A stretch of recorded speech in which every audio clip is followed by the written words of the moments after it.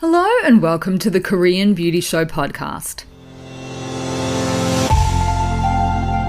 I'm your host, Lauren Lee, K-beauty expert, founder of Style Story, where you can shop, learn and explore the world of Korean skincare, and of course your go-to for what is going on in the world of K-beauty.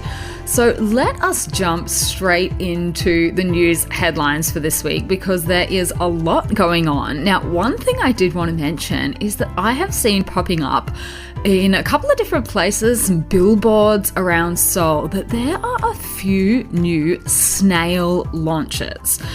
And what I mean by that is beauty products featuring snail mucin as an ingredient. If you are tuning in from overseas, like a lot of our listeners are, you might be thinking, why is this is not really new, right? But the thing is, snail has not been trending in Korea for many, many years. It is definitely one of those trends that took off way more overseas outside Korea and has certainly lasted a lot longer than any trends really do last in Korea itself. So seeing it back on billboards, back in products, I've seen certain products featuring black snail, another one that they're calling blue snail. That really did catch me by surprise just because snail, that trend, it rose and it kind of died away and hasn't really been that big. And a lot of people that come to Korea looking for their favorite snail beauty products actually have trouble finding them in the offline stores a lot of the time because they're just not sold offline.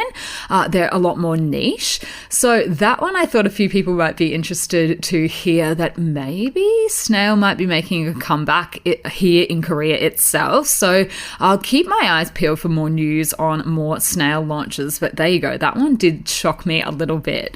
Now, the other thing was I recently did an interview with Marie Claire magazine, and we were just having a chat through some of the staples of K-beauty. They were just wanting to know, what are the main approaches or the main ethos and some of the key ingredients. And I was basically just running them through the fact that really K-beauty is a lot more to do with skin first and makeup second, rather than, a set of steps that needs to be followed. And I know we've talked about this heaps on the podcast. I'm pretty sure my very first episode all the way back in May 2020 was all about sort of debunking some of the really common myths about, the 10-step routine and all of that sort of thing. But it really is more of a focus on your skincare, so doing things to correct any issues with the skin rather than needing a whole lot of products to contour, cover up or layer on to sort of hide what's underneath. And then the other big thing, and we talk about this a lot on the show, is the emphasis on hydration over exfoliation. So it's not to say that we don't have exfoliating products in K-beauty. Clearly we do, but Western beauty particularly is a lot more focused on this concept of stripping back the skin, the old skin, and getting rid of dead skin cells to reveal the new stuff below, whereas K-beauty is much more about customizing an approach to care for your skin at, different stages of life, different times of the year, and, the idea that you'll probably mix it up a little bit throughout the different seasons or whatnot. So they were all the kind of things that we were talking about. I did mention that some of the star or the popular ingredients at the moment are things like probiotics, centella, which has been trending for years, heart leaf, mugwort, and ginseng. So they're all still very, very common, particularly in a lot of the calming products that have been trending basically since the pandemic broke out, just because of all the skin issues that people are having. Bakuchiol and retinol obviously trending this year, but in much smaller doses. And there's a lot of focus, even in the marketing that the companies are using around, the doses that won't irritate the skin. So that was an interview that I did. It was actually published in their magazine. That was, I guess you could say, in the news as well. We ran through a whole bunch of other things. So I'm just going to do a series of videos. You can go and check them out on my Instagram at lauren.kbeauty or on TikTok over at TikTok and just sort of run through that in a little bit more detail if you are interested. That's more sort of like a helicopter view, Kbeauty 101. If you've been listening to the show for a while, you might be like, no, this is new information. But if you have just recently tuned in, you might be interested in some of those more fundamental and basic differences between Korean skincare and Western skincare and how it's different. So the other big thing that has been dominating the news headlines over here is, of course, the fact that we have finally had the mandate release that we can do away with our masks indoors. Now, why this is such a big deal is because we have literally been in masks indoors since the pandemic broke out. Basically, from early 2020, we have been required to wear masks. We did away with the outdoor mask requirement summer, I think it was last year, around summer last year.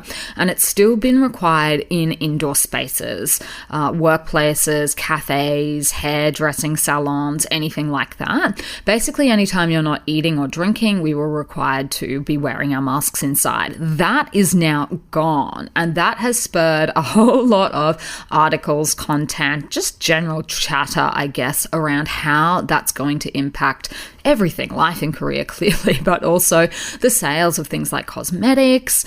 And so there was actually Olive Young released their 2022 settlement keyword, basically looking at what is trending. So sales of color cosmetics increased 50% last year from January to November.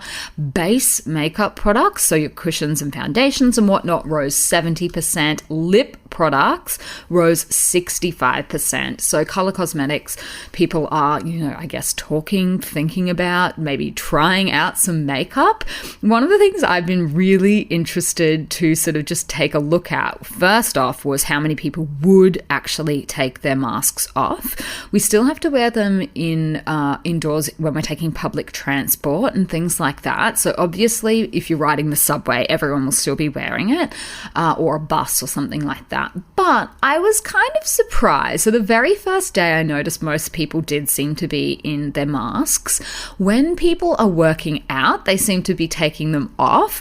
I was at the hairdresser yesterday and pretty much everyone had their mask off, which kind of surprised me. Obviously, the clientele and the hairdressers themselves, the area where I get my hair done is a little bit of a younger area. So there were younger people, which might have had something to do with it. But I was really shocked how many people had them off. And the other thing I was shocked was how many people, particularly girls, had their masks off and weren't wearing makeup. I was one of them. And I just think it's obviously a very awkward feeling to be out and about in public without your mask on for the first time in so many years. Everyone was definitely feeling that. You could tell that people were a little bit sort of self-conscious. But clearly a lot of people have just ditched makeup altogether throughout the pandemic. And, I guess it's maybe going to take a little bit of time for people to start getting back into it, start, doing their face again. I'm definitely fall into that category. I used to always do my makeup because I really enjoyed it. It's a lot of fun. And it just was so annoying to do your makeup and then get into work or wherever, take the mask off, and then it's all smudged and doesn't look good anyway. So I just gave up like partway through. I was just like, it's not worth it. I'm just going to not bother. And I think so many other people, whether it was because they just couldn't be bothered or because they were experiencing so many issues with their skin because of the mask, they just thought makeup is one extra burden on the skin maybe that I just don't need. So I think it will be really, really interesting to see how that sort of plays out. I know that men's cosmetics in particular at the moment is definitely on the rise. Euromonitor, which is one of these global market research firms, they actually did a little bit of a look into this, and they saw that the men's cosmetic market had grown from 700 billion won in 2010 to 1.4 trillion in 2020. So about about 10% growth a year. So I just think that there are a lot more people potentially that could get into makeup if it is back on the rise. I think we will definitely see sales increase. Even from last year, brands were like planning more releases of their color cosmetics, their makeup products. So I think this is definitely going to be something that we will see more of in 2023. And I just think it will, in terms of how the cosmetics market in general in the country, this is my sort of prediction for 2023. I think until travel is back and people are traveling in the same numbers as they did pre-pandemic, particularly to Korea, I think the market will not be as strong as it was pre-pandemic. And that's just because of the sheer amount of tourists that used to come to the country, not only for Kbeauty, obviously for, K-pop and things like that, but those numbers still have not returned.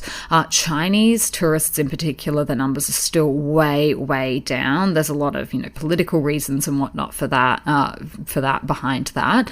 But even I was talking to my hairdresser yesterday, and she was just saying, you don't see anywhere near the numbers of Japanese tourists in Korea that once upon a time we used to see. And that's true. She was like, it's actually hard to hear Japanese on the street, like if you're keeping a listen out for it. And I've definitely noticed that as well. It used to be that you would hear it here and again on the streets as you were walking around.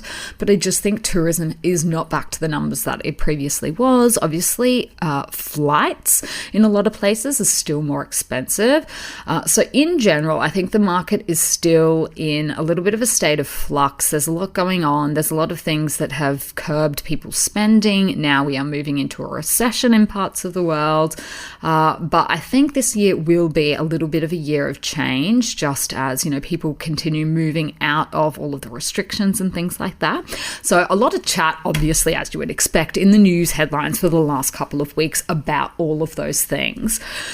So I will pop on to the question of the week. So we had a question come through a few weeks ago from one of our Style Story customers, and she was asking for an optimal skincare routine for skin in its 60s, but without spending heaps of money.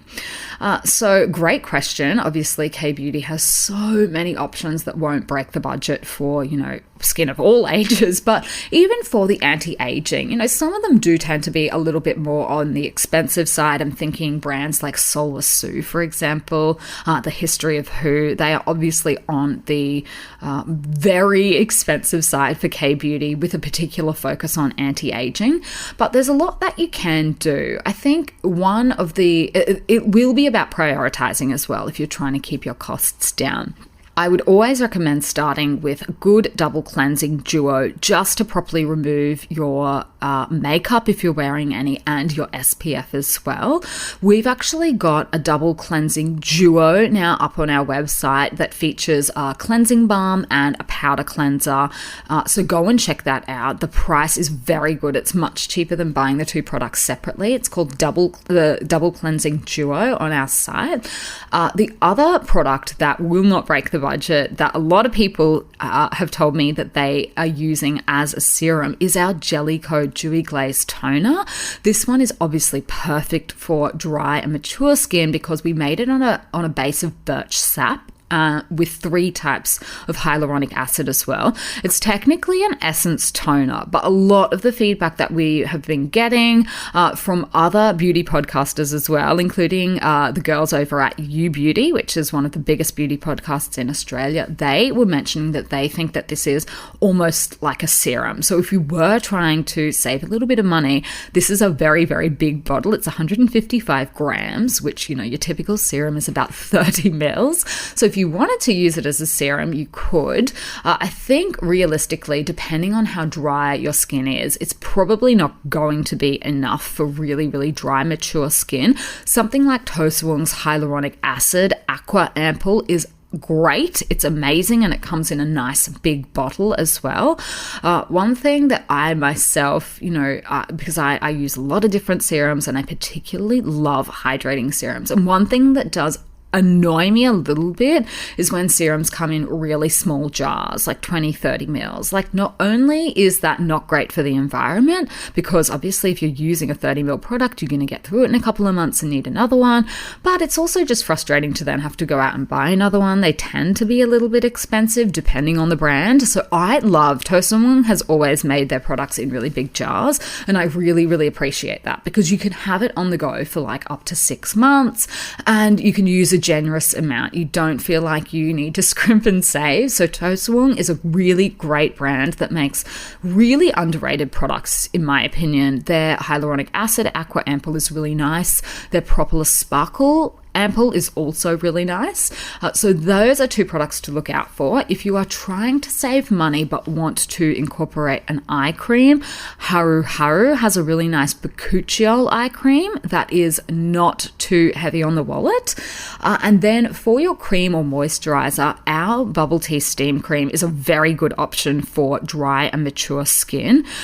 It is very, very hydrating. You can use it morning and night. It's got vitamin E, beta-glucan, niacinamide, so it can help with brightening your skin, evening it out, all of those kind of things that you would want in a good moisturizer. And it's under $50 AUD, so definitely doesn't break the bank compared to some of the other sort of, really luxe products on the market. Even in Kbeauty, some creams can run into the hundreds of dollars for your anti-aging ones. So that would be my suggestion if you're trying to do an anti-aging routine on the cheap, or just save a little bit of money and have some products that are going to last for a little bit longer.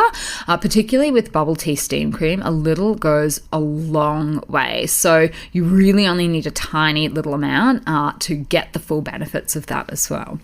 Now, we have had a few new releases on the Style Story website, and one that I know a lot of people are really excited about is Skin 79's Orange BB cream. Now, this is not a new product, but we were not able to sell it in Australia for years because of some of the cosmetic regulations here. Thankfully, there was an update to the regulations a little while ago, and that means we're now able to sell it here. And one of the ingredients that is so good in this product is the one that helps you to care for dark spots and uneven skin tone.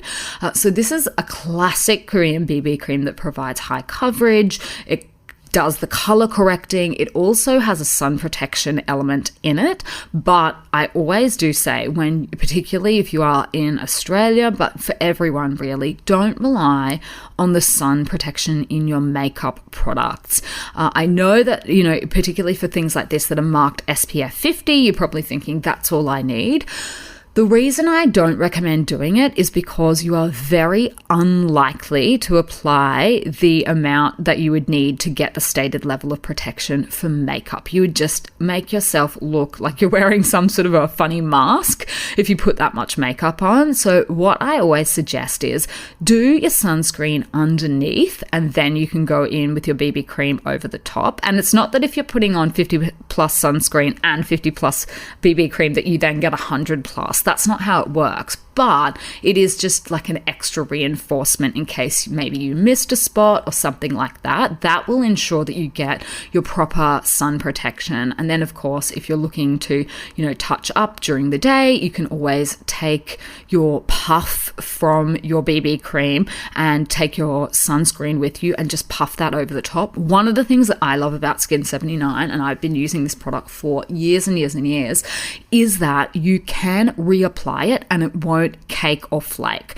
So if you do need to go in later with your sunscreen to do your reapplication, you will notice that it doesn't make it go all funky. And that is a massive plus, particularly if you're going to be spending a lot of time in the sun.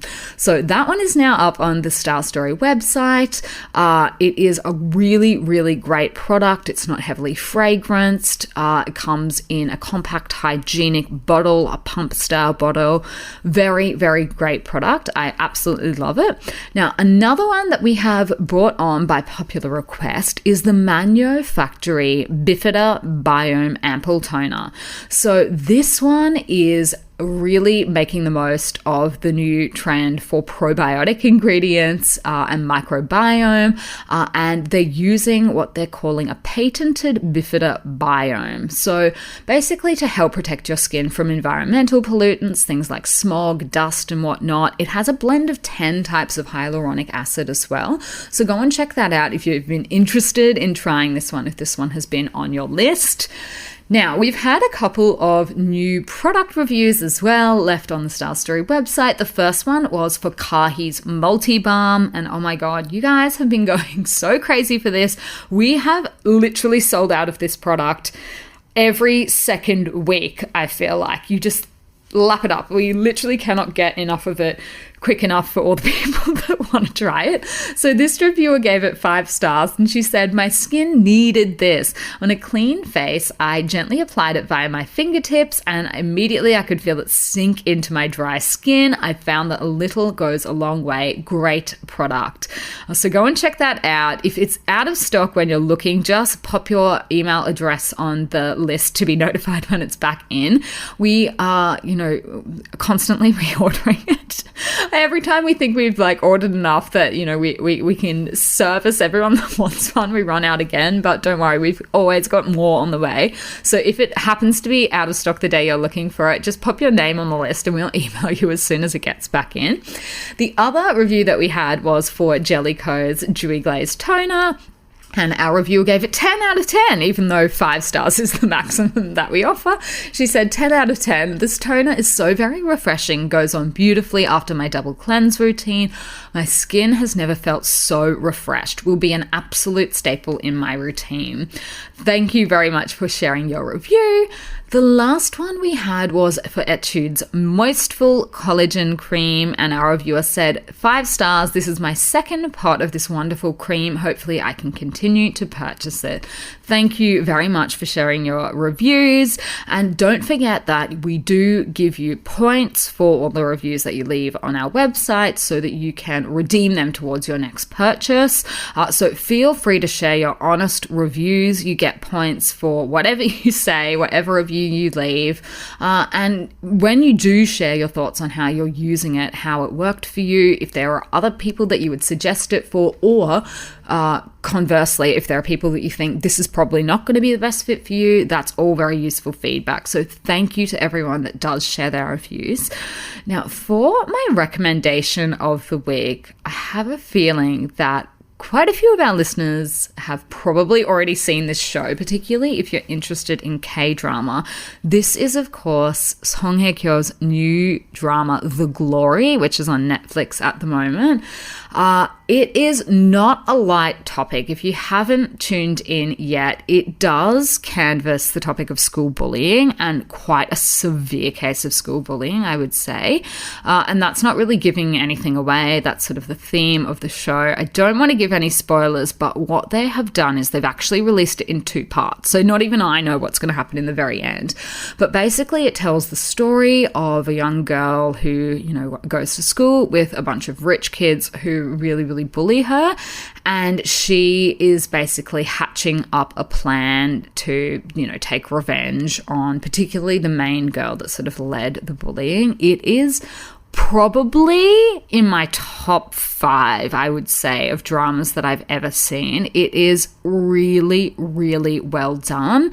I thought Song Hye Kyo as an actress, I think some of her roles are perfect for her, and then others I don't connect with as much. But this was one I just thought she absolutely nailed it. I thought she was so good in this role. Everyone is talking about it, I swear to God.